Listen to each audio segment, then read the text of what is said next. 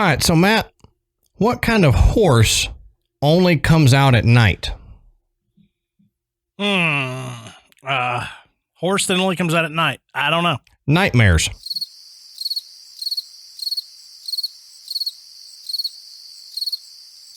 Get it? Mare? Oh, man.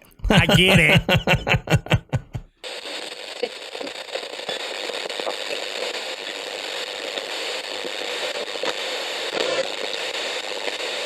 Good.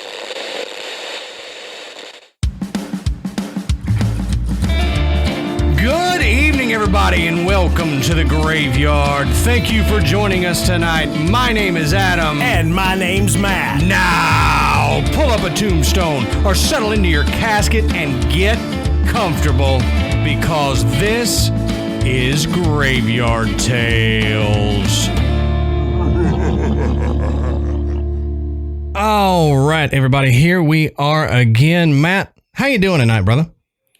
Hey, I'm doing all right. After your Laffy Taffy rapper joke. I thought it was decent and wasn't the worst I've had. I've had some pretty foul jokes, and that wasn't half as bad as some of them. Yeah. This is true, but it does sound like something you'd get on the inside of a candy wrapper. Yeah, it certainly wasn't my best. It's the end of the popsicle stick, you know. I should have the punchline should have been, wonder what she calls her tests, and then left it at that. You know? I'm just going to use that as the punchline for every joke I have from now on. And if you guys haven't heard that joke, go back and find it. That was a good joke. I think that was the best one out of all of them. I think it's gotten the most listener likes from it. So, real quick, we want to say go check out the Podbelly Network at podbelly.com. You can find other shows to listen to. And if you ever are listening to a show and you're like, if those doofuses can make a show, I can too. You may feel that way about our show, but don't tell us if that's the case. But if you ever feel that way, Podbelly has some tips and tricks and stuff for you to learn how, to more easily do the show. So go check them out, podbelly.com. We also want to thank tonight's sponsor, Magic Spoon. We'll talk more about them later.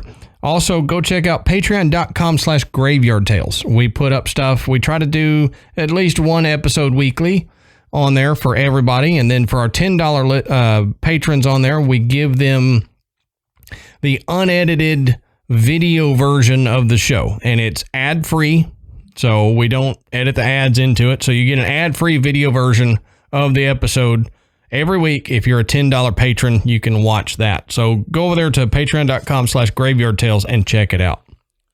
Yeah, and the unedited video of this show is probably worth checking out. It's going to be interesting. I will have to edit some, but not much. There's just some things we probably shouldn't say in good company, and we consider you guys good company. So we'll cut a few of those things out, but it's going to, the beginning of this one is pretty interesting. So go there and check that out. Become a $10 patron if you're not already. Now, Matt, I told you about this. I sent you a screenshot of it, but we haven't talked about it yet. And I thought it would be fun to talk about this on here. You get spam emails often. I get all the time. Yeah, I get a lot to my personal. We get a lot to the Graveyard Tales page. This was a new one for me. This came from Kevin Lamb, and I'm giving his name because A, I don't think it's a real name, and B, if it is, you deserve this for this email. So Kevin Lamb sends this to me real early one morning. Don't attempt to reach law bodies. They will not be able to handle the situation. I'm a foreigner. Now closely and completely go through the warning. Conversely, the effect may be irrevocable. Your jerks off have been filmed with the help of my program. One of its opportunities is switching on a web camera of a target distantly. I also have downloaded all contacts from your electronic mail and accessed to your social networking sites. And I'm reading it just like it's written here. I'm not going to clarify in greater detail how it occurred. I'm going to give you a tip. Watch out for doubtful sites and antivirus gotta be always updated, but these activities not necessarily can save your device. In the file, my requirements. So there is a file attached. I did not open the file. Good idea. I'm not that stupid. I may be dumb, but I'm not that stupid. But don't attempt to reach law bodies. I mean, how many movies has this guy watched? Don't attempt to contact the police. You know what I mean? This is ridiculous. It would be cool if it came to you and it was in a typeface that made it look like they had cut letters out of a magazine and pasted them together. Yeah. And they said, if you do not respond, we're holding your canary hostage and we will send one feather per day that you don't respond. But I mean, have you gotten anything like that? I know we get a lot of spam stuff, but anything like that? I've heard of people getting like threatening stuff like that before, but I mean, I don't know that I've ever gotten one that's threatening. I've gotten ones that were obviously ads that would install spamware on your computer, you know, to run even more ads on top of what you're trying to get accomplished. But I don't know that I've ever gotten one that was direct that way, but I am so terrible at checking email with any kind of regularity. That's true. Unless I know I need to be looking for something, I'm just like, whatever. Mm-hmm. You know, it's there. It piles up. You know, if you look at my work email on my phone, it says like the bubble is as wide as the dadgum app. You know, 40,212. How do you have this many? And I'm like, because I never read them. That's why. Dude, I don't read half of my emails either, but I have to clear out that notification. Like, I cannot stand to have numbers on the top of an icon on my phone. So yeah, it don't bother me, obviously. Yeah, obviously. I'm not that obsessive about it. Yeah. The funny thing is I'm paranoid enough that my webcam does get covered. Like when it's not in use, it does get covered. So I'm like, well, you'd be seeing a sticky note, so good for you.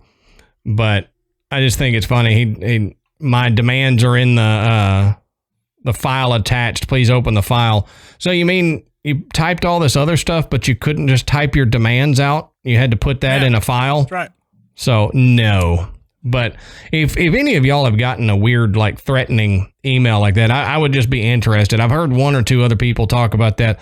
Somebody said, heard somebody talking about they had a death threat that way. It's like, I am Hitman. I have bounty out on you. But if you send me money, I will stop and not do the hit, and I will take out the person that contracted me, something like that. And I'm like, yeah, that's the next one I'm going to get. So, but that's enough BS. Like I said, send me a message or send me a nice email to counteract that one if you've ever gotten something like that. But okay, Adam, let's take a moment and talk about tonight's sponsor, Magic Spoon. Now, I'd like to say that growing up, cereal was a big part of my diet, but it still is. And I love cereal. It's my favorite midnight snack. And you know, as a kid, you know, grabbing a big bowl of a fun sugary cereal was always the thing. I looked forward to it. But as an adult, I understand that getting up in the middle of the night and eating loads and loads of sugar and carbs is probably not the best thing for my health. So, you know, but when I look at trying to cut down on carbs, I realize that cereal falls off of the list of things I can have.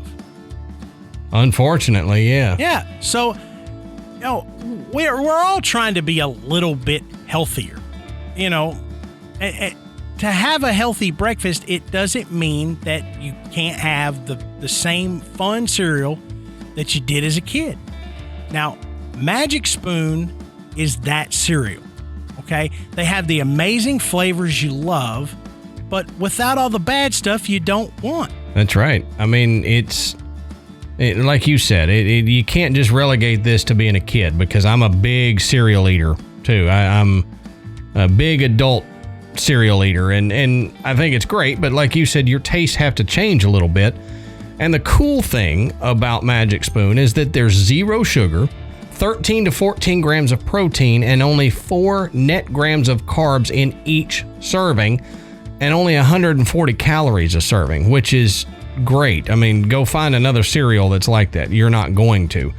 It's keto friendly, it's gluten free, it's grain free, soy free, low carb, and GMO free. So it fits into most any diet that you're on. And you and I both, Matt, we go through the low carb, the keto stuff back and forth and try to eat healthier. And this just makes it easier to do that. And they have a variety pack that you can try that has 4 flavors: cocoa, fruity, frosted, and peanut butter.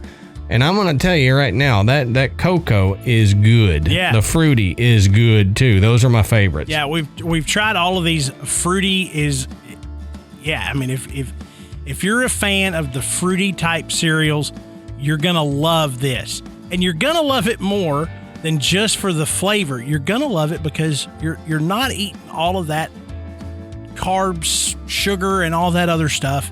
You know, you're really beginning to eat healthy. Right. And they give a recommendation here that you can mix cocoa and peanut butter together and it tastes like a peanut butter cup. Hey, there you go. So if you've ever wanted to eat a peanut butter cup for breakfast, give that a shot.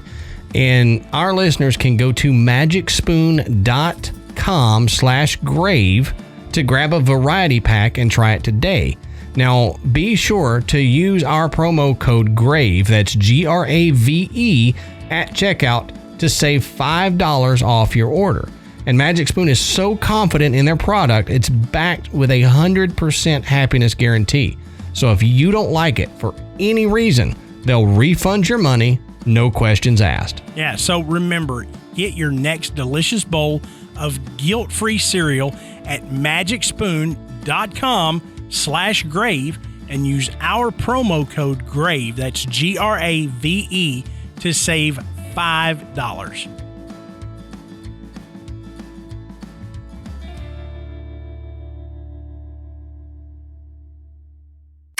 Matt, that's enough of that. So tell me, what are we talking about tonight, brother? Okay, so tonight we're going to discuss probably 2 of the most polarizing people in the world of the paranormal, investigations, any of that. We're going to talk about Ed and Lorraine Warren. Mm-hmm. Now, I would say most of our listeners probably at least have heard of Ed and Lorraine. I would dare say that, probably 80 to 90% of our listeners know exactly who they are. If you enjoy horror movies, you definitely know who they are. Right. But you may not know much more about them beyond what you learned in the movies. Well, tonight, we're going to dig into their history. We're going to talk about some of their more famous cases and kind of debate back and forth on, were these guys legitimate? And this pair outdates, all of our modern ghost hunters that we know from television. I mean, right. These were the OG. Oh, for sure. As far as becoming, reaching some level of notoriety or maybe even celebrity status. They were it. Right. And we're gonna dig into what they're all about. And if you haven't heard of these 2, you're gonna know when we start digging into the cases they investigated. Yep. You'll figure out real quick why we're talking about them. But like Matt said, they're very polarizing. And I know for a fact we've got people in the group that don't like them. We've got people in the group that do like them. So don't scream at your headphones or your car speakers until we're done. Just let us get through it before you start screaming here. Now, as always, go check out our sources. Down at the bottom of the show notes, we've got all our sources where we gathered all this information from, and there's more on there that we left out, but you can find, the articles that we're reading from and stuff like that down in the show notes. So go check that out. Now, let's get into it. Despite searching Ed and Lorraine Warren, I guess it's because their last name is Warren. When you type them into some search engine or whatever, you get a lot of stuff about Elizabeth Warren. So, and if you don't know who Elizabeth Warren is, you can find out some stuff about her while you're trying to search for Ed and Lorraine Warren. So, let's take a quick look at their early life, kind of before they got into the spotlight and then leading up to it. Now, Ed Warren Minnie was born on September 7th, 1926. September 7th is my birthday, so he was born on the same day I was, just quite a few years before me, A few. Yeah, just a couple. 4 or 5 years before me. Lorraine Rita Warren was born January 31st, 1927. Both of them are originally from Bridgeport, Connecticut. And Lorraine attended the Laurelton Hall, a Catholic girls' high school in Milford, Connecticut. Now, Ed and Lorraine first met in 1943 at a colonial theater where Ed worked as an usher. Both were about 16 years old at the time, and they ended up getting married a couple years later. About 18, I think, is when they got married. So they got married young. Ed Warren, at the age of 17, served with the United States Navy during World War II. Now, a few months later, after he shipped out, the ship that Ed was on collided with an oil tanker in the North Atlantic. A fire erupted and all of the men on the ship had to jump overboard. Now, as Ed was in the icy water, he prayed for help and was soon rescued. And he refers to this later as a near-death experience. But after that experience, he returned home and asked Lorraine to marry him. So that was just kind of that thing, almost died. I'm not going to wait around any longer. Life's short. Let's get married kind of thing. But apparently, that had lasting effects on him into his adulthood. And I mean, it would me too. That's exactly right. Now, immediately after the war, he signed up for painting classes where he learned how to paint. And he actually became a really good, painter of not classical art, but kind of in that vein. He was very, very good at landscapes and all that kind of stuff. And during his early life, up to this point, he'd been fascinated with demonology, and he had been kind of teaching himself to become a demonologist from the time he was young, because Ed and Lorraine, they both kind of got into it at an early age. Yeah. And it's what you do. It's interesting. It's an off topic, especially for then. And it's interesting. Right. Even if your goal isn't to become a demonologist, when you start looking into this stuff, it is very interesting. It really is. And I mean, it's kind of like Matt and I, we get into stuff and you get involved in it and you start learning things and you've got to keep going. We may go back after shows and look up more stuff about it because we're interested in it. But like I said, for Ed and Lorraine, their fascination with the paranormal started early. As a boy, Ed grew up in a house that he believed to be haunted. So he kind of got an early start with that, kind of like Matt. He was in a house that he believed to be haunted. Stuff was happening. So he kind of got into investigating that stuff himself. And Lorraine began to notice her clairvoyant abilities at a young age as well. Now, as a child, Ed recalled doors opening on their own and strange lights starting to form in his house. So like little light balls starting to form. Lorraine also recalled her first experiences around the age of 9, and she remembered seeing auras around people, but assumed, like a lot of people do with this ability, that it was normal, that everybody saw it. Yeah, everybody sees this. This isn't unusual. Right, and you hear that all the time. It's like, oh, you can't see auras? I've seen them my whole life. So she kind of felt that same way. Now, we mentioned that Ed kind of picked up the painting thing. Well, the reason we mention that is because the Warrens first began by making paintings, which they sold and used the proceeds to start up their paranormal investigation business. So it was kind of a way to get money for doing that. And they gradually started gaining entrance to haunted places by presenting gifts of the paintings of these houses that they made to the owners of these houses. So it kind of helped them get audience with the owners and entrance into the homes in order to do their investigation. So if they knew this place was haunted, Ed would do a painting of it. And then, hey, look, I painted your house. Now let's talk about it. And they would become friends with them and then be able to get in to do the investigation of their house. So, I mean, it's a very smart thing to do if you have that kind of ability. That's right. Now, in doing this, they began to gain popularity around their area and the surrounding areas. They were known as investigators of the paranormal. So people began to call them whenever they had outbreaks, quote unquote, of phenomena or strange activities. And they worked on such projects with other light mediums, clergymen, and Catholic priests who actually practiced exorcisms.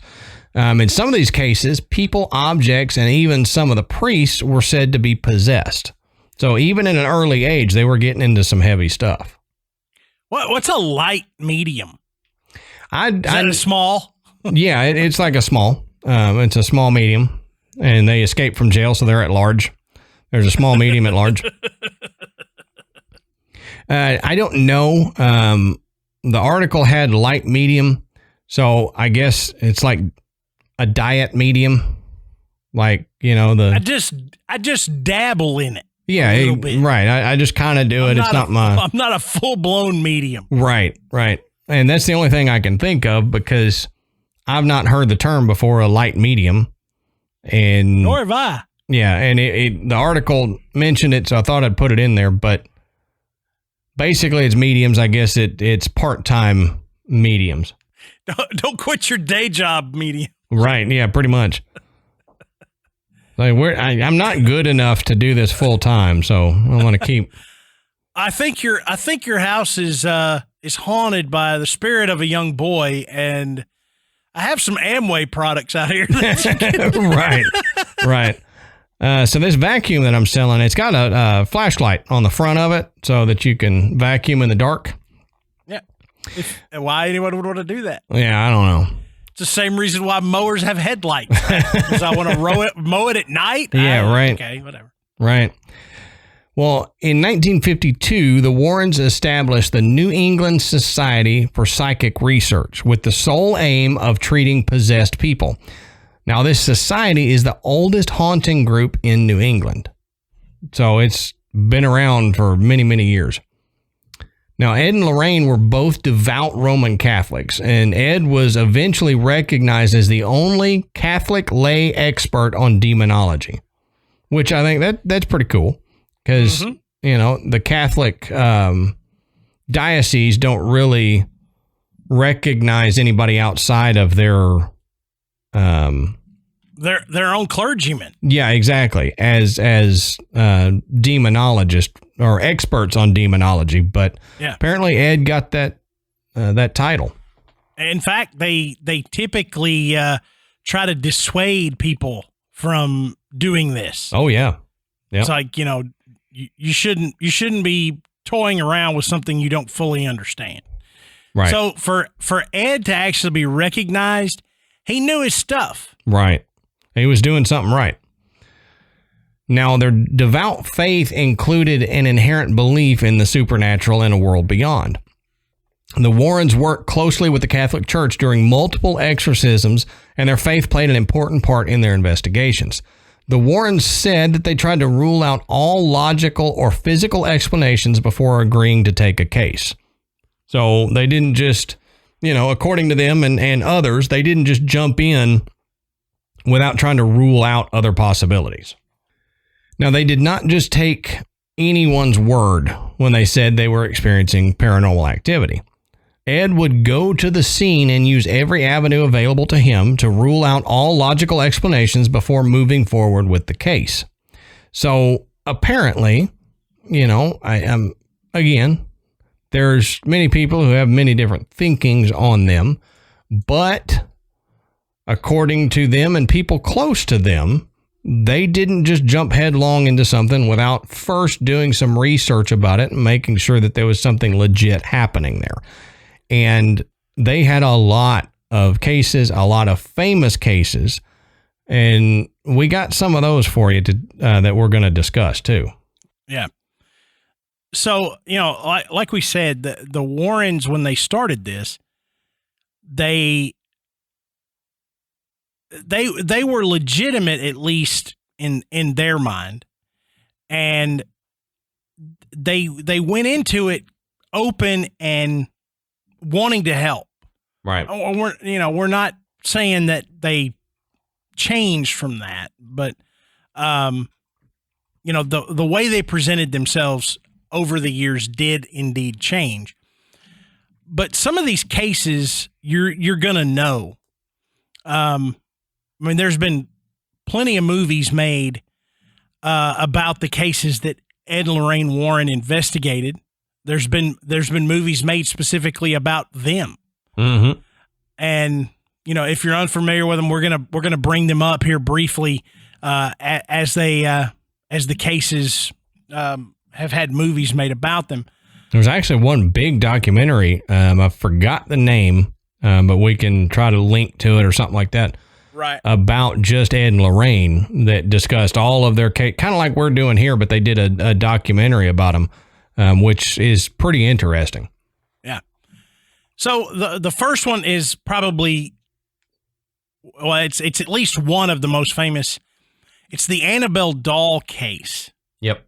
Now, as we've mentioned before, the actual Annabelle doll is a Raggedy Ann doll that's named Annabelle, and it's got it resides in the occult museum at the Warrens' home.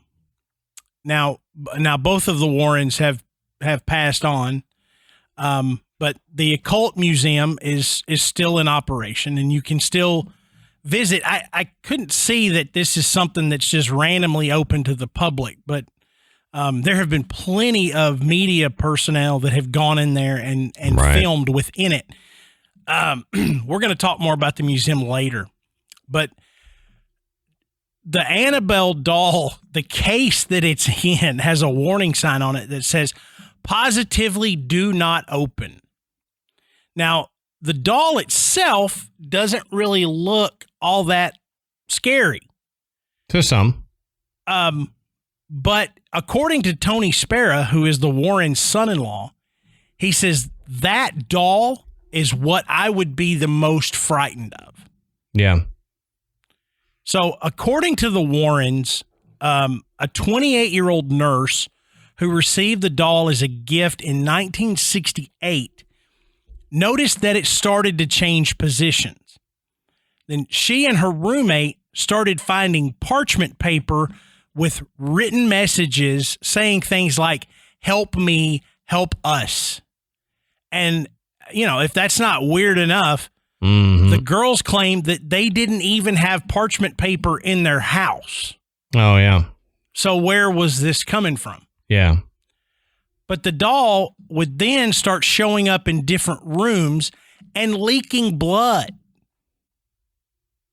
If you have a doll that's leaking blood, you got to know there's a problem. Yeah. I mean, honestly, my first thought, if it was leaking blood, would be to open it up. And Is there something inside here that has blood that is now leaking? So that doll would have gotten cut up, which probably would have led to worse things for me. My dumbass would get super haunted at that point, because I'd cut up this doll. This haunted doll. Yeah. And then you go from haunted to super haunted or uber haunted, and then I'm screwed the rest of my life. You don't ever want to be uber haunted. No, don't go full uber haunted. Now, not really sure where to turn, the two women found a medium who said the doll was being occupied by the spirit of a young girl named Annabelle Higgins. Now, that's when Ed and Lorraine took an interest in the case and contacted the women. Now, after evaluating the doll, they came to the immediate conclusion that the doll itself was not in fact possessed, but manipulated by an inhuman presence. I don't really understand what the difference is. I guess the doll was more of a vehicle for a presence that was attached to the doll, that something didn't actually enter the doll, and it was more or less of an entity that you couldn't see that was using the doll as a demonic marionette expression. Yeah. In a 2014 interview with Lorrain Warren, that includes a look at the real doll, she explains that the evaluation was that the spirit in the doll was looking to possess a human host. So the Warrens took it from the women to keep them safe. While driving away with the doll, the brakes in their car failed several times. So they pulled over and doused the doll in holy water. And they said after that, the car trouble stopped. Now, according to the Warrens, Annabelle the doll continued to move around their house on her own too. So they locked her in a glass case and sealed it with a binding prayer. But even now, visitors to the Warrens Museum say that Annabelle continues to cause mischief and may even take revenge on skeptics. They said one couple of non-believers reportedly got into a motorcycle accident soon after visiting the museum, with the survivor saying that they had been laughing about Annabelle just before the crash. Now I've heard that story before. When you start looking into Annabelle, you'll hear that story.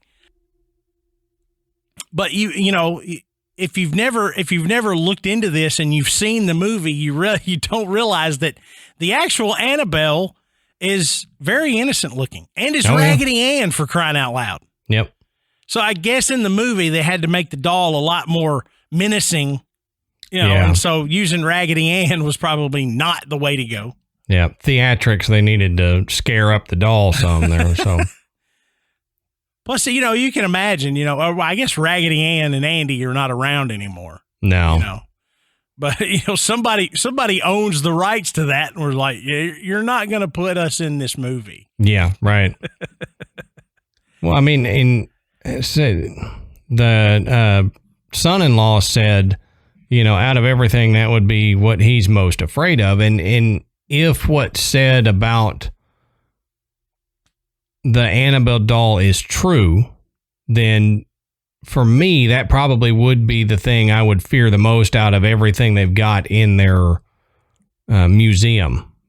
It seems to be the most actively menacing thing that they have. Yeah. Okay, the next case we're going to look at is the Perron family. Now, after the Annabelle case, it didn't take Ed and Lorraine Warren long to find more high-profile cases. Now, with the Perron family, the Perron family served as the inspiration behind the film The Conjuring. So that's probably a lot of people's first introduction to Ed and Lorraine. But the Warrens saw it as a very real and a very terrifying situation. So in January of 1971, the Perron family, Carolyn and Roger, and their 5 daughters moved to a large farmhouse in Harrisville, Rhode Island. The family noticed strange occurrences happening right away that only got worse over time. Now, it started with a missing broom, but it escalated into full-fledged angry spirits very quickly. Now, in researching the home, Carolyn claimed to discover that the same family had owned it for 8 generations. Now, during that time, many of the family members had died by drowning, murder, hanging. I mean, no real just, hey, they just died a nice, peaceful, natural death at home. No. Of course not. How many families have that much going on? Yeah, right. So when the Warrens were brought in, they claimed the home was haunted by a spirit named Bathsheba. Now, in fact, a woman, what's that? I just said, oh, geez, Bathsheba. That's got some historical connotations to it there. Now, in fact, a woman named Bathsheba Sherman. Bathsheba Sherman. Yeah, that doesn't really fit, does it? Say that 10 times fast. It wasn't her maiden name, I'm sure. Probably not. But I can't talk. Bathsheba Sherman had lived on the property in the late 1800s. She was a Satanist suspected of involvement in the murder of a neighbor's child. So a real sweetheart of a gal. Oh, yeah. Love to be her neighbor. Yeah. You know, she was the one that you wanted at the ladies' auxiliary, I assure you. Yeah, exactly. She didn't get invited to bingo.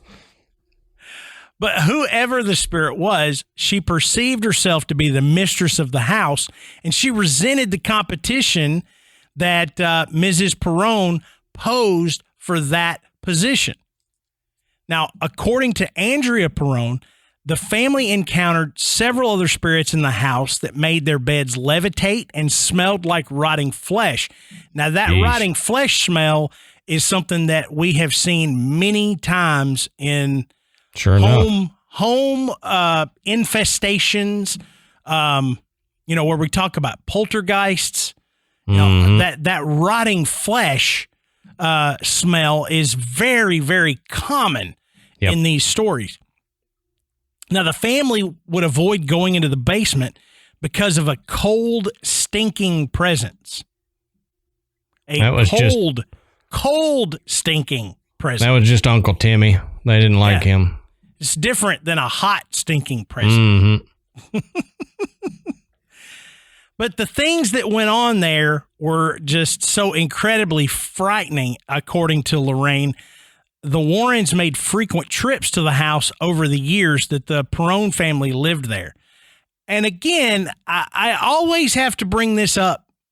If this stuff is going on, why are you continuing to live there? Yep, I know.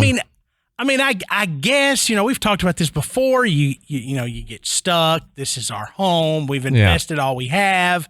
We have to stick this out. And I'm just don't have the money to stick out nothing. Yeah, you don't have the money to get out and do something. I would figure something out. I mean, just being perfectly honest, I would figure out a way. However I had to do it. There's always a way out. Yeah, quick claim something or whatever, Just give me what the home's worth and get me out of it, Yeah. There's people willing to buy it all the time. Yeah. But unlike the movie, the Warrens did not perform an exorcism. Instead, they performed a seance that had Carolyn Perron speaking in tongues before she was allegedly thrown across the room by spirits. See, that to me would be scarier than what was in the movie. Oh, absolutely. If they put that in the movie, the seance with the speaking in tongues and the moving of a full human body, that would be freaky. Yeah. So obviously shaken by the experience and concerned for his wife's mental health, Roger Perron asked the Warrens to leave and to stop investigating the house. Now, according to Andrea Perron's account, the family finally saved up enough to move out of the house in 1980, and the haunting stopped. So that means that they dealt with this for 9 years. That's a long time. 9 years they dealt with this. I mean, for these children. Oh, yeah. I mean, this pushed some of them either into or very close to adulthood. Mm-hmm. So a large chunk of their childhood was spent dealing with these kind of hauntings, which I would imagine if the Perrons are legit, this was terrifying. Oh, yeah. I mean, you can imagine how horrible it would be as an adult. Imagine what it's like as a child. Yeah, that would have lasting effects on the children. It would.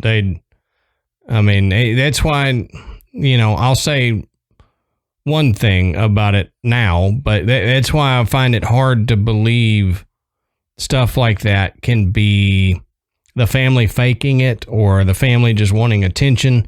Yeah. When it goes on like that for, over 5 years, somebody would get tired of it. One of the kids would say something that they were, Dad's scaring me with his walking up and down the hall, beating and banging on stuff, or what I mean? And the kids would let it slip, or you'd just you'd feel so bad about doing this to your children that you would stop the farce. So I tend to maybe believe it a little more, put a little more validity onto it when you have kids involved and it goes on for so long and the whole family is dealing with it. It's not just one person, then I'm like, maybe there is some more legitimacy in it. Yeah. And, if you're a parent, it's hard enough to pull a prank with one of your kids and them not give it away. Oh, okay? Yeah. I mean, they get excited, especially when they're younger, and they want to let the other person in on it. I mean, they want to be a part of this, but they also have a really hard time holding their water when it comes to keeping a secret to pull a prank. Now, if you're going to ask a child to go along with something like this for that length of time, you're right. Because I know I have 3 daughters that have all, either gone through teenage years or are going into them now. And I assure you, if you're trying to convince a young teenager to do something that you want them to do, and they decide that I'm going to do the opposite, they're going to blow the whistle on you. Oh, sure. Yeah. So they'll think you're not cool and they don't want to have anything to do with it. Yeah. So out of the 5 Perron children, for none of them to have come out and said, hey, this is all a joke. It's none of it's happening. We're playing a big time joke on you for almost 10 years. Something legit is about it. That's what I'm saying. It may have been sensationalized. Some of the stories may have been exaggerated. But I would almost guarantee that something weird happened during the course of the time that they lived in that house. Yeah, there was something going on. Now, the next one is probably the most famous case that Ed and Lorraine Warren hadn't ever investigated. This is the Amityville house. Oh, yeah. And I'd say just about everyone is familiar with this house. I mean, the story is 40 years old or more. And it's probably their claim to fame. So in November of 1974, a 23-year-old Ronald Butch DeFeo Jr., who is the oldest child of the DeFeo family, murdered his entire family in their beds with a .35 caliber rifle. Now, this case became the catalyst for the claim that spirits haunted the Amityville house. And of course, in 1976, George and Kathy Lutz and their 2 sons moved into the Long Island house and soon believed that a demonic spirit was living there with them. Now, George says he witnessed his wife transform into a 90-year-old woman and levitate above the bed. Oh, wow. Now, they claim to see slime seeping out of the walls and a pig-like creature that menaced them. And that was just Uncle Phil. Even more unsettling than a pig-like creature. Even more unsettling than Uncle Phil walking through the halls. That's right. Knives flew off the counter pointing right at members of the family. Yeah, that would freak you out. That's more unsettling, sure. Well, I think it's right on par. If I saw a pig-like creature and then I got attacked by flying knives, I don't know which I would find worse. I know. Maybe. I'm with you there. Maybe the pig. I don't know. Okay, I got stabbed. Okay, sure. But there was a big, giant pig in the hallway just yesterday. So right. I think you're losing your grip here, House. You started out big and you can't stick up to it. So what's next? Yeah. Quit trying to top yourself. Yeah, right. The family would walk around with a crucifix reciting the Lord's Prayer, but that didn't help. Now, one of Lorrain Warren's favorite investigative techniques was to lay back on the beds in a house, which she claimed allowed her to detect and absorb the psychic energy from the home.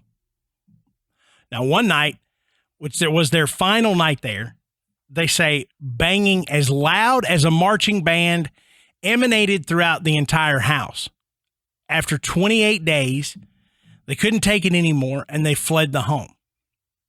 Now, Ed and Lorraine Warren visited the home 20 days after the Lutzes left. Now, according to the Warrens, Ed was physically pushed to the floor, and Lorraine felt an overwhelming sense of a demonic presence. Along with their research team, they claimed to capture a picture of a spirit in the form of a little boy on the stairway. Now, you can find this photograph, and you can be your own judge.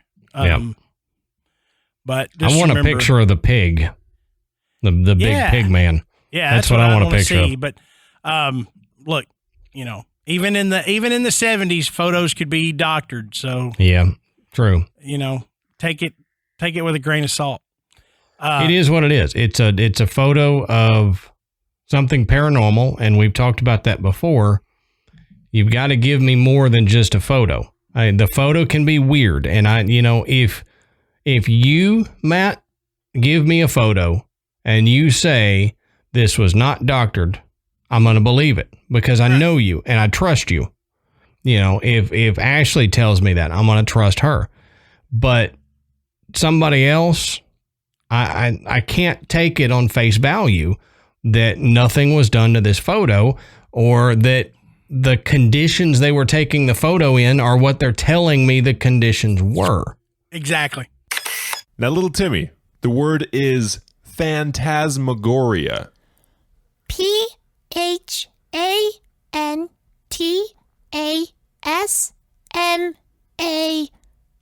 Goria?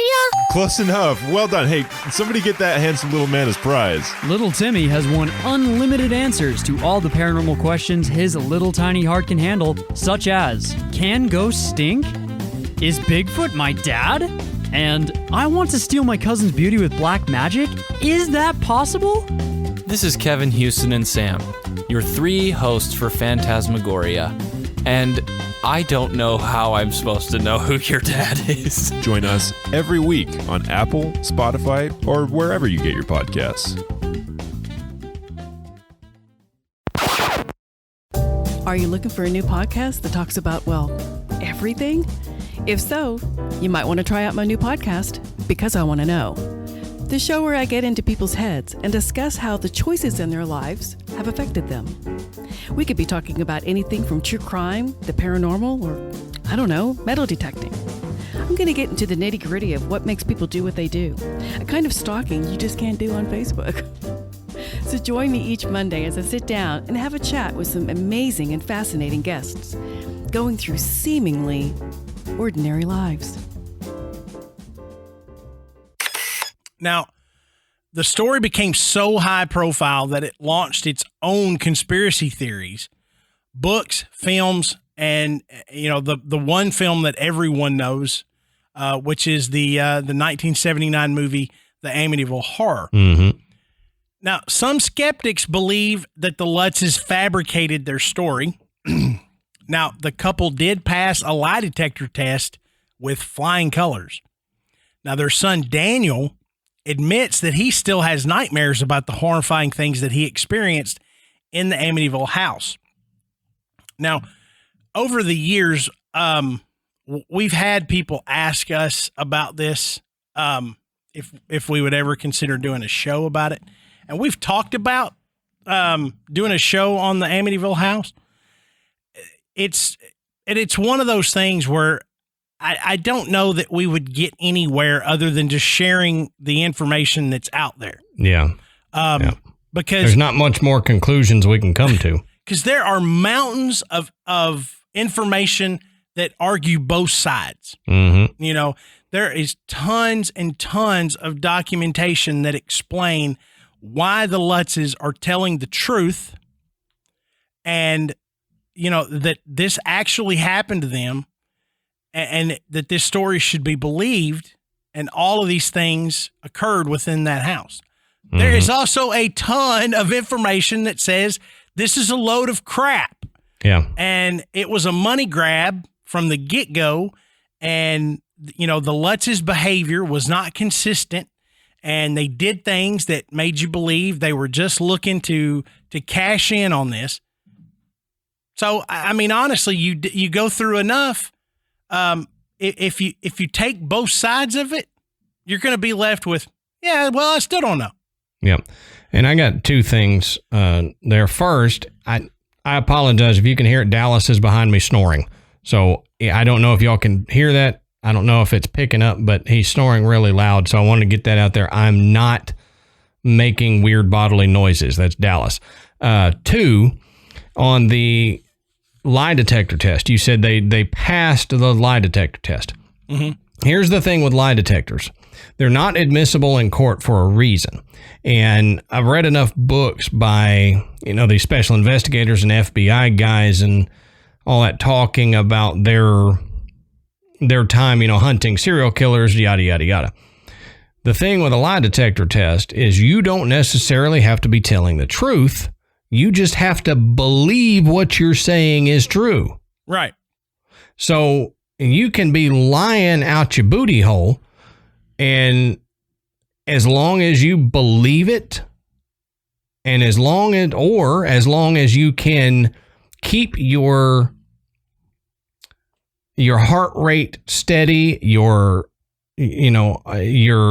galvanic skin response steady, all that kind of stuff. As long as that stays neutral, then you'll pass. So they're not admissible in court for a reason. So the Lutz's could have been going through this enough that, you know, making up the story enough that they believe themselves. Mm-hmm. Like, you know, I mean, and talking about kids can tell a lie so many times that they believe it themselves. Yeah. Well, hell, adults can do that too. Yeah, I was going to say, and adults too. But you tell yourself something is the way it is so many times, then you believe it and you'll pass a lie detector test. So the lie detector test holds no weight for me in that situation. Yeah. But like you said, there's mountains of evidence for and against it being legitimate. So, yeah, you know, I completely agree. That's the reason that Matt and I have not done the Amityville house yet. Now, we may one day do it and just lay out the pros and cons and give you our thoughts, but there's not anything new that we're really going to be able to bring to the table. Right.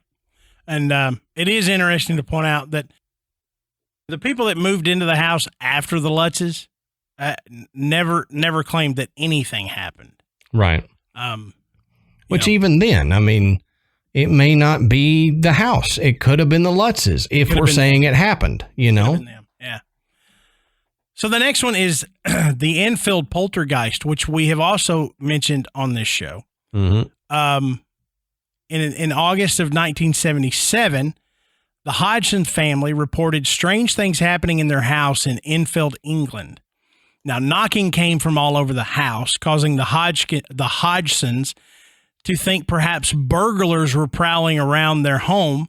They called the police to investigate, and the officer who arrived is said to have witnessed a chair rising and moving on its own. I mean, how often does that happen? Yeah. We're going to call the cops, and something paranormal is actually going to happen in front of the cop. Right. That's good. You know, it's like, you know, when you take your car to the mechanic and it quits making that noise, you know. 100%. Yeah. Yeah. It's like, I swear, on the way over here, it sounded like a cat was stuck in my fan belt. And I get here, you look at it, and it's fine. Right. Now, other times, Legos and marbles flew across the room and were hot to the touch afterwards. Folded clothes would leap off tabletops to fly around the room, lights flickered, furniture spun around, and the sound of barking dogs emanated from empty rooms. I have that. Yeah. Then, inexplicably, a fireplace ripped itself out of the wall, attracting the attention of paranormal investigators from around the world, including Ed and Lorraine Warren. Now, the Warrens visited Enfield in 1978, and they were convinced that it was a real poltergeist case. Now, those who deal with supernatural day in and day out know the phenomena are there, and there's no doubt about it. That was a quote from Ed Warren.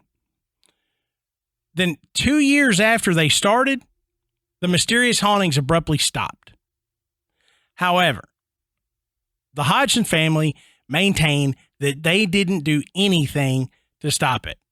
So they were merely just victims in this case. Right. There was no major exorcism or cleansing of the house or anything. It just decided after 2 years it was done. And got bored with them. Well, it certainly doesn't end like most poltergeist hauntings. No. They usually go on and on and on and on and on. But for it to stop as abruptly as it begun, it is kind of strange. But if you look into poltergeist cases, this is one that's going to come up every single time. And it's probably one of the most famous poltergeist cases out there. And like I said, when we did mention it in our poltergeist episode. So if you want to hear a little bit more about it, you can go check that one out. Right. We've touched on several of these cases, even if we haven't done a full episode on them. Yeah, but this next one, we did do a full episode on it. Mm-hmm. So if you want to hear more about this, you can go check out episode 95 of Graveyard Tales, and you can looked that more. Up. You didn't know that off the top of your head. I sure as hell did. I looked it up. I couldn't remember what number it was. Oh, yeah, me just either. remembered that we had done it. Yeah. But this is the case of the Smurl family. Now, just as a recap, the Smurls moved into a double-block house on Chase Street in West Pittston, Pennsylvania in August of 1986. Now, they claimed the premises was disturbed by a demon that caused loud noises and bad odors. Now, it threw their dog into a wall, it shook their mattresses, pushed one of their daughters down a flight of stairs, and physically and sexually assaulted family members on several occasions. We go into more detail about those situations in episode 95. Now, in 86, the family brought Ed and Lorraine Warren in to investigate. Now, according to Ed, the demon that inhabited the Smurls' home was very powerful, and it shook mirrors and furniture after they tried to persuade it to leave by playing religious music and praying. Now, Ed claimed he felt a drop in temperature and saw a dark mass form in the home, and the demon once left a message on a mirror telling him to get out. But after months of investigation, Ed Warren alleged that he had a number of audio tapes containing knocking and rapping caused by the demon. So Professor Paul Kurtz of State University of New York at Buffalo, and he was then the chairman of the Committee for the Scientific Investigation of Claims of the Paranormal, said that the Warrens were not objective, independent, or impartial investigators, and he characterized the Smurls' claims as a, quote, hoax, charade, and a ghost story. Now, after the Smurls told the press that they were tired of this constant media bombardment, where they actually saw news vans and reporters camped out in front of their home, they released a book entitled The Haunted. Now, the book was written with help from Ed and Lorraine and newspaper writer Robert Curran.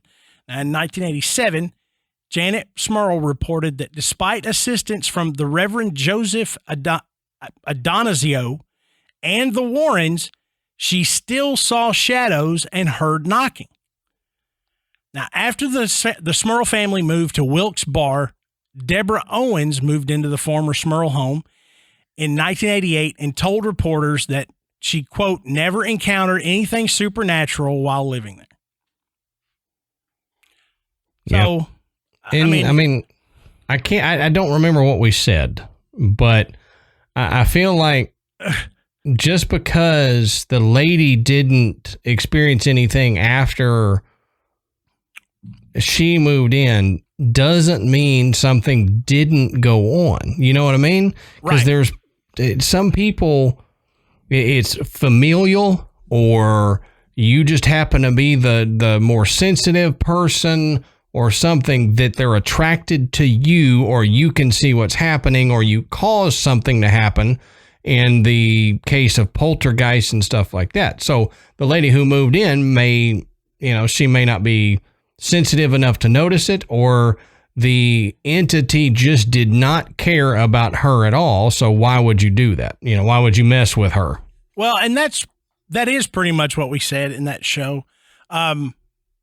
But it makes sense, because if you recall, there was essentially a succubus that appeared to Jack on multiple occasions and assaulted him on multiple occasions. One of those occasions I remember occurring while he was at work. So he wasn't even in the house. Right. So that would lead you to believe that it wasn't necessarily the house, it was them. Yeah. Because if the house was where the entity was attached, then when Jack was at work, he wouldn't have experienced He should have anything. been safe. Yeah. But for him to have experienced something at work, it does, again, if you're buying into this story, it would make you believe that the entity was somehow attached to the family and not the home. So it would make sense that the previous, or the later owners would not have experienced anything, because, as Adam said, whatever was there wasn't interested in them. Yep. So, those are just a few of the cases, but probably the most high profile ones that Ed and Lorraine Warren had investigated over the years. And, with each case comes a little bit more outside speculation as to whether are they telling the truth? Are they truly going in there and investigating? Are they helping facilitate hoaxes? Are they somehow complicit in the development of these stories and how they're presented to the media for financial gain or just notoriety? It's hard to say. But what's easy to say is, over the years, Ed and Lorraine Warren have been involved in some of the most famous haunting cases that we have to date. Oh, and absolutely. They have visited so many of the most haunted places historically, throughout the world. And by doing that, they have actually accumulated a number of items that they have in the Warren Occult Museum. And so, that fascinates me so much. Like, I know. Why do you want this stuff? I don't know, but I mean, in a way, I would love to have something like they have, but it would not be at my home. It would be on another premises somewhere else, rented storage unit, something like that. But something makes me gravitate to these weird items like that for some reason. So this fascinates me to no end. And that when you start digging into them, do you not see the similarities between them and Zach Bagans? Oh, 100%. Yeah. I mean, he's just about followed in their footsteps. Everything is demonic. Mm-hmm. Okay. I was going to say, he's followed them like crazy. He collects these items. He has his own museum in Las Vegas. And he's got haunted items from all over the world. So he is, and I don't know, maybe that's just what you do when you decide this is going to be my life's work. Yep. I'm going to collect all this stuff and I'm going to have it. But let's talk about a few of the things that Ed and Lorraine had put in their museum. One object of particular significance is a brick from the Borley Rectory, which is considered to be the most haunted building in the United Kingdom. It's on our list of episode topics to do. I mean, it the stories from the Borley Rectory are horrifying. Mm-hmm. And although it's just a brick, the fact that they have it and it's from such a cursed location, that's scary enough. Yeah, but I kind of want one myself. I kind of want a brick from. I'll pass. Yeah, I'll take one. If you got one, I'll take it. Want a haunted house? Build it with one of these bricks. Yeah, no kidding. Now, the aforementioned Perron family, one of the spookiest elements from the movie The Conjuring was the music box, which was always kind of scary when it would appear on screen. Now, box itself, would play music randomly, but the actual box is actually in the Warren Occult Museum, but it has become a regular appearance in the movies, in the series of these films. This one I love, the Pearls of Death.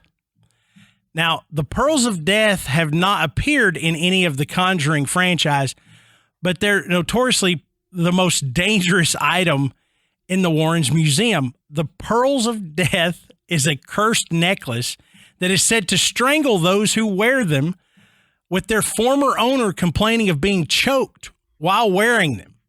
Good grief. It's also a great band name. The Pearls of Death. I'm stealing that, so nobody take that. That's going to be my next band. That's his. All right. But yeah, they're also inside the Warren Occult Museum. How about this one? The Conjuring Mirror.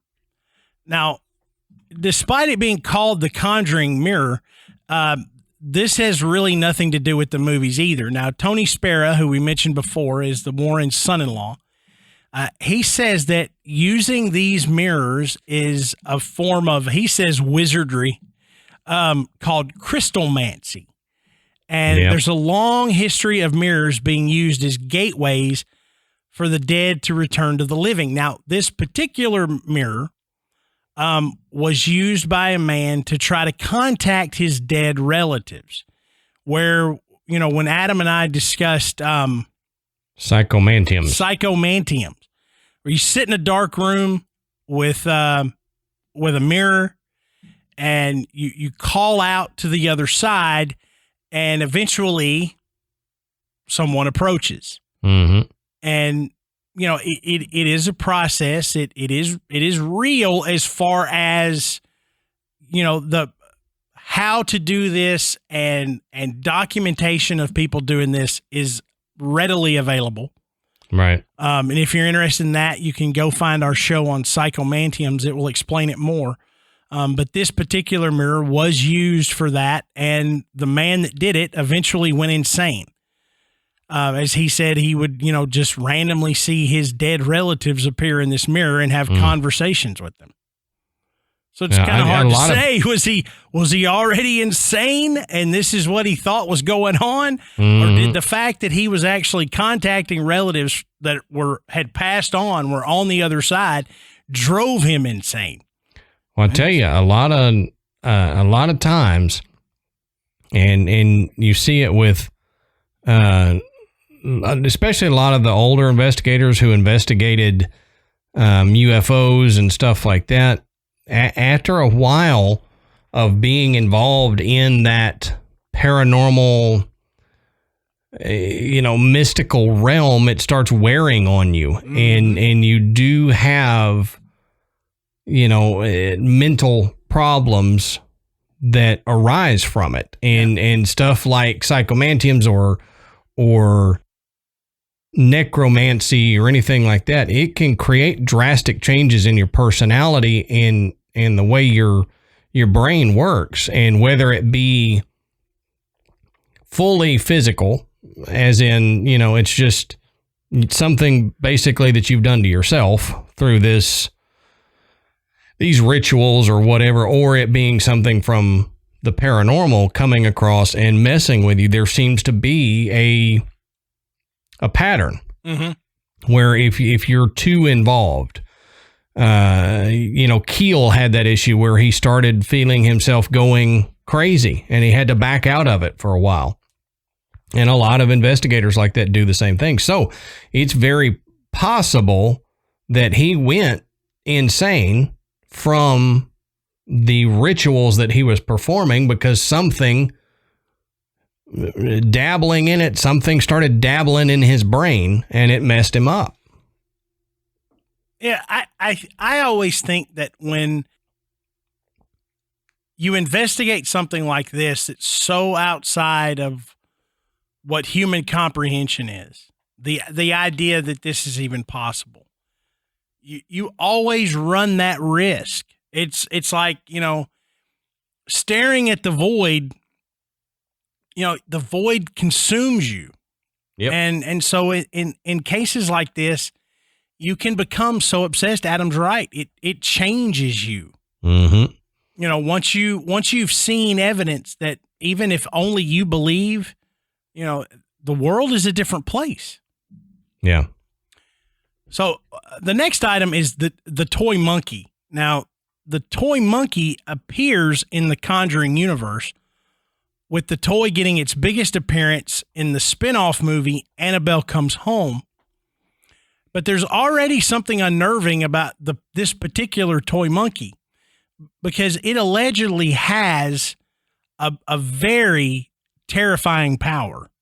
It is said that the monkey is possessed by a demon and enjoys stalking its victims before eventually murdering them.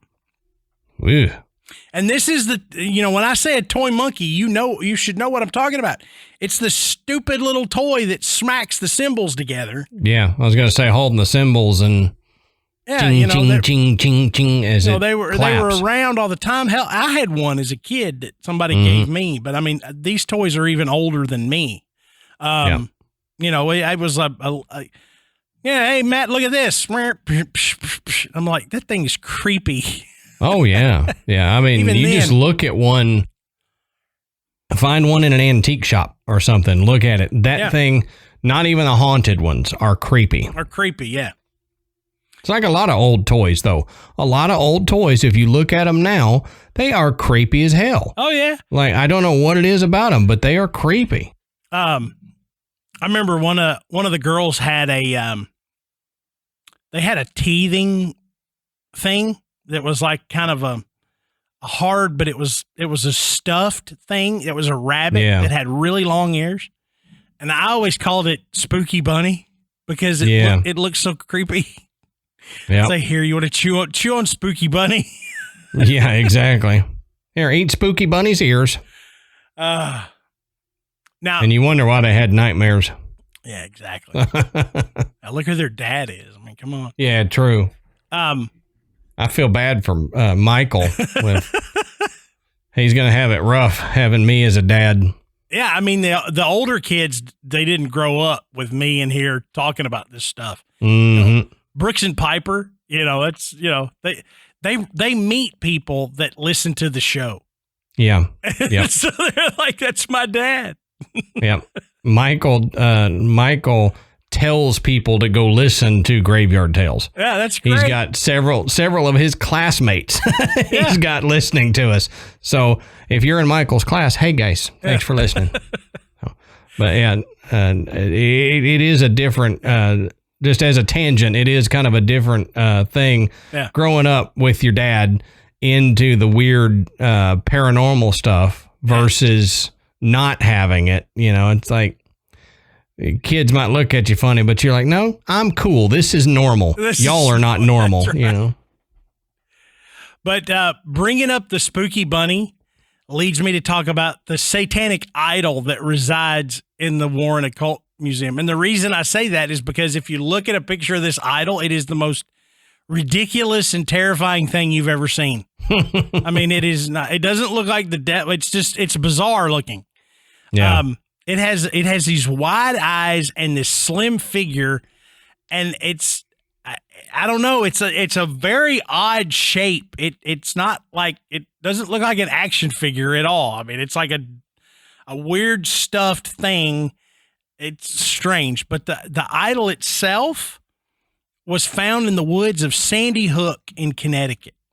So the Warrens believed that it was used in satanic rituals. Yep. Now, the idol was found by a young hunter who encountered an old man in black robes soon after seeing it. Now, the hunter was put into contact with the Warrens, and the idol has been in the occult museum ever since. So there's not a lot more to that story. I would love to know. I wish there was. Yeah, I should have dug a little deeper, but we were trying to keep this broad. But this is an interesting thing to kind of poke around and find out more Well, about. write that down, Matt. This We can do particular satanic something on it. idol. I just remember I looked at the photograph of it and I was like, "What a strange looking thing." Yep. I think if it looked more regular, I don't know. It's just you got to see it. It's really funny looking. The next one is a shadow doll.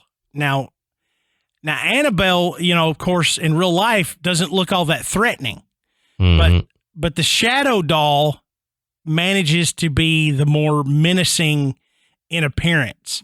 Yeah. Now, it's pretty nightmarish.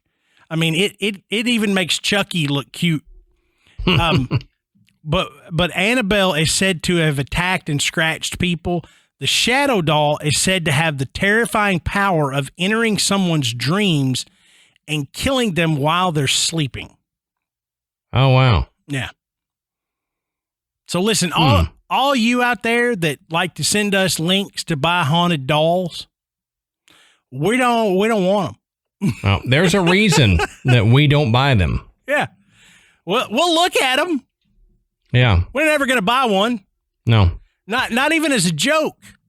No. I mean, and like I said, I would only have this stuff if I had a building somewhere way away from me that I could set everything up in, right. and make sure I didn't bring it home with me. I'm not bringing a haunted doll that could attack me in my sleep in my house. All right. And lastly, the real Annabelle doll, as we mentioned earlier, resides in the Warren Occult Museum. And she is imprisoned in a holy box that, as I mentioned before, is... Why's it got holes in it?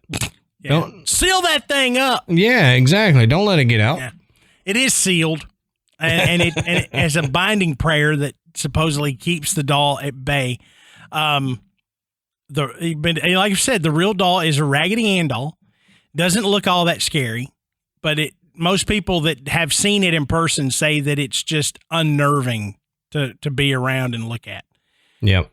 Now, I can see that. Admittedly, the doll did not do everything it was shown to have done in the movies. So there is some artistic license taken with the Annabelle story. But the fact that the Warrens thought it prudent to keep the doll locked away in a holy box just shows how much they fear whatever is inside it. Yep. It is interesting. I was able to see a video on Lorrain Warren, and it has a tour, a brief tour of the museum presented by her. And she quickly tells the camera, do not touch anything. And if you do, tell me about it immediately so that we can take care of it. So, when you enter somewhere like that, even if you're a 100% skeptic, that's going to unnerve you. Yeah. I mean, somebody is going to take the time to say this to me. It makes me feel like it doesn't matter if any of this stuff is real. They believe that it's real, and that's going to make me want to believe that it's real. Yeah. So I'm not going to test it. Right. It's also what you tell your kids when you walk into a fancy store. Do not touch anything. And if you touch anything, you better tell me about it because I'm probably going to have to pay for it because you probably broke it. Yeah, that's right. So that's right. But yeah, I mean, why would you go through the trouble of, the whole don't touch anything unless you legitimately believed it yourself? Yeah.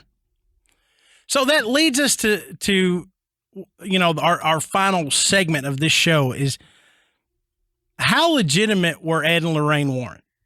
Were they the real deal? Did they experience this stuff? Did they report on it accurately on what they saw and what they experienced and the items that they collected? Are they to be believed without any doubt? Right. Or are they total shysters that managed to pull the wool over people's eyes for some 30 years, produce a very popular and successful series of movies, numerous books. What do you think? Yeah, well, I've got some thoughts, but to start this little segment out, I found an article that kind of gets to the brunt of it. Are Ed and Lorraine Warren frauds? And this comes from an article on Wicked Horror, and I thought it would just be fun to read this kind of as more of a conversation starter into this topic. Now, it says Ed and Lorraine Warren worked hundreds of cases, many of which have been turned into films for either theatrical exhibition or television, and have themselves made numerous appearances on paranormal shows like World's Most Haunted and Paranormal State.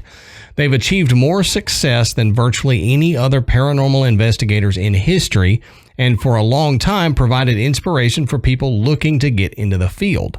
Now, that in itself doesn't make them frauds, but many people point to this as proof that they were only in it for the money and the fame. And I can see that, and we'll talk about that more here in a second, but that's one of the things that people point to. But this goes on to say that people have come forward and claimed that the Warrens helped them immensely and solved their problems, but other families have suggested that they were duped and conned into believing the story as the Warrens relate it to them. One of the biggest detractors of the Warrens is neurologist Stephen Novella, president of the all too appropriately named New England Skeptical Society.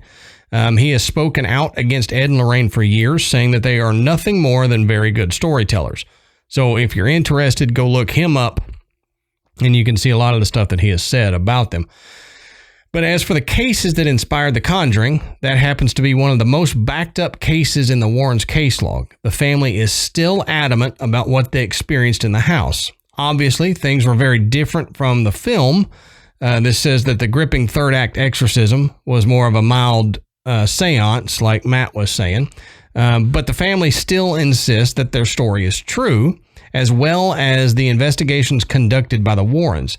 Now, the family's oldest daughter, Andrea, even went on to write her own books about the events that took place in their home. But there are also families, the people behind the Annabelle case, for instance, who feel the Warrens were not always honest with them, and some who still have doubts as to whether or not anything supernatural ever occurred in their homes. So that brings me to my thinking here, and we'll see, Matt, if you're kind of on the same page that I am.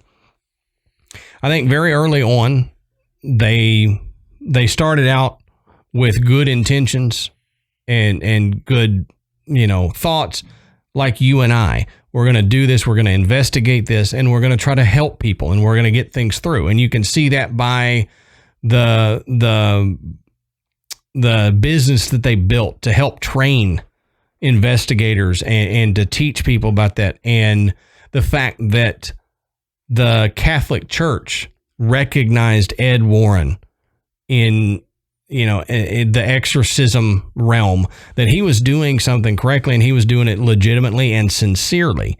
And I think even to the end of their life, they sincerely wanted to help people, but I think they got caught up. And I think at some point when things started getting televised and put into print and everything, that they saw the ability to make more money out of it. Yeah. And like a lot of good people, they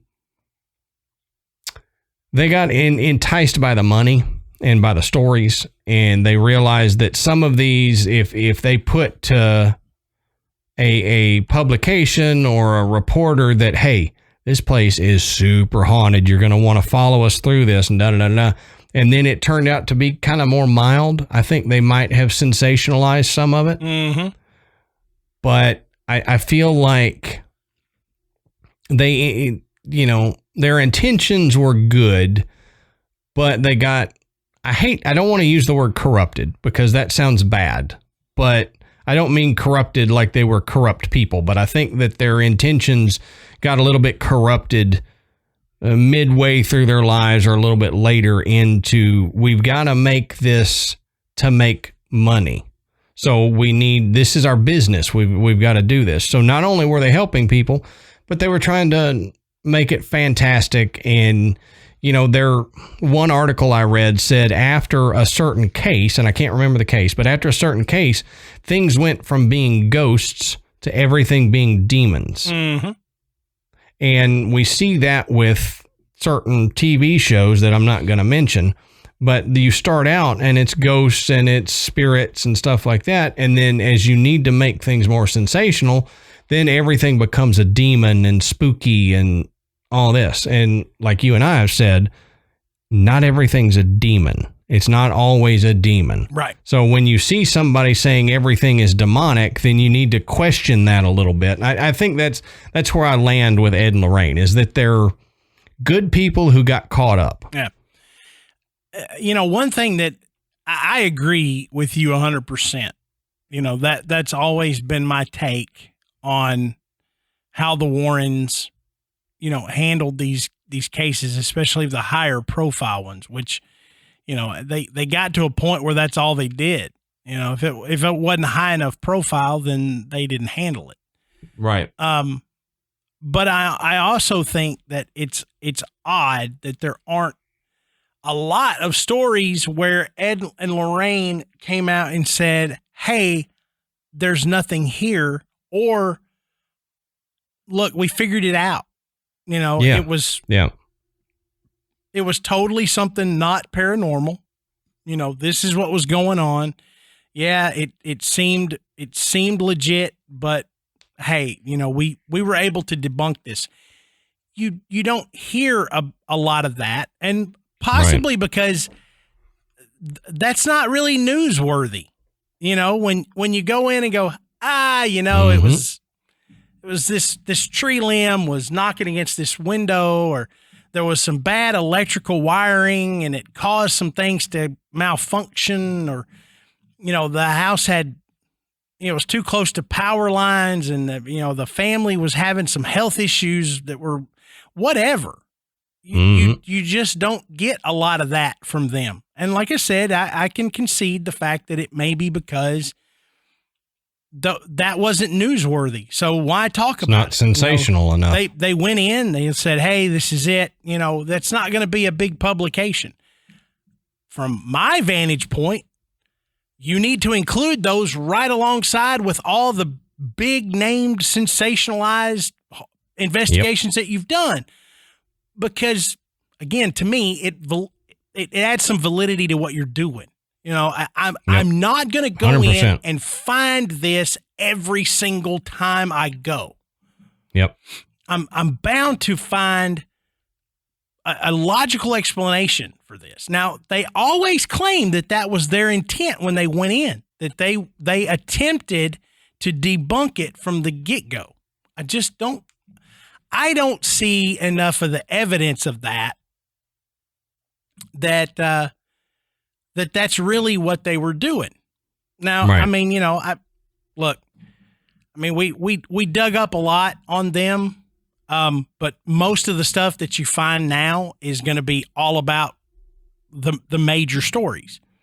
Yeah. So I'm sure some of that stuff exists out there, but I would like to see it put out there just as much as the stuff that was the big name investigations. That would help, but it's hard to say. I think that in a lot of the cases, they did go in and experience some things that they had no idea, and they had to start spitballing. They were like, "This is really weird, and dangerous."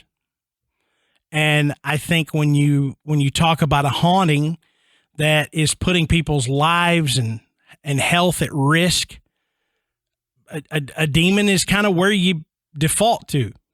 Sure. And so if you're in this kind of situation and you feel like that your life is in danger or the lives of your family are in danger, at the time, these were who you called. Right. And you didn't mess around, by calling Joe Schmo down the street paranormal investigator with a Ghostbuster symbol on his backpack.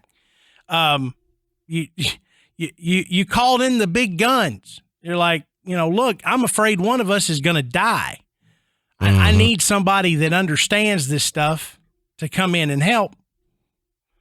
So, maybe it got to a point where this was really the only things they were being called to do, where the cases that could have been attributed to a demonic possession or haunting or. Yep. So I don't know. I don't know. I am not the big basher of Ed and Lorraine Warren. I am also not the big rah-rah cheerleader for them either. No. I think that I'm with you. I mean, go ahead.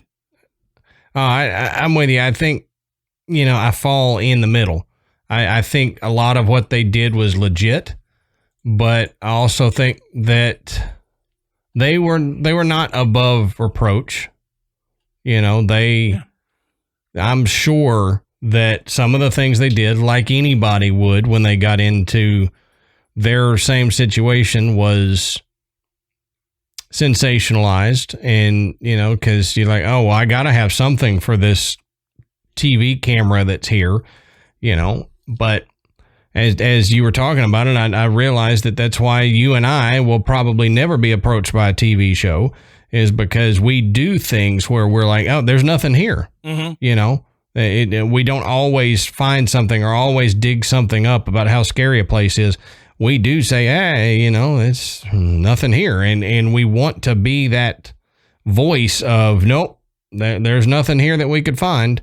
And so I think that's why you and I will never have TV appearances. But who knows? I mean, you never know. We have faces made for podcasts as well. Well, this is true. More you than me, but whatever. But, the Conjuring movies are very entertaining. They're pretty scary. If you're into those movies, I've seen at least a couple of them, I know. But what do you guys think? I mean, we want to hear your opinion.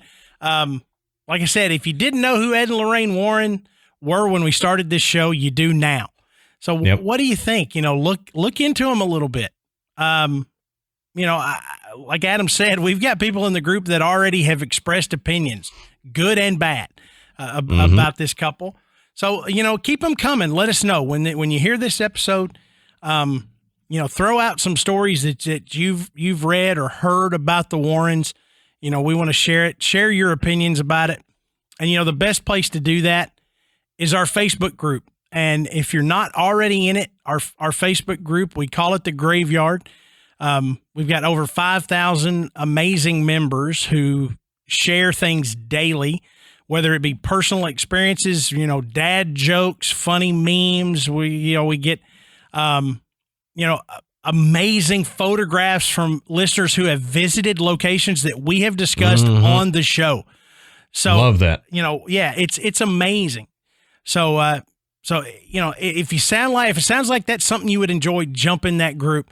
But you can also find us on Instagram and Twitter. Just go and search Graveyard Tales. And when you're done with that, go check out our website. It's graveyardpodcast.com.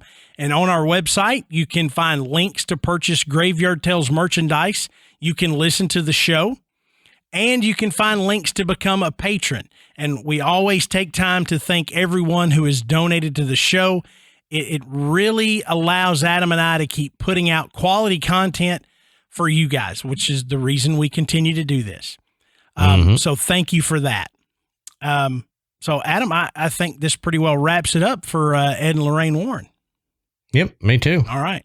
So until next time, we'll save you a seat in the graveyard. See you soon.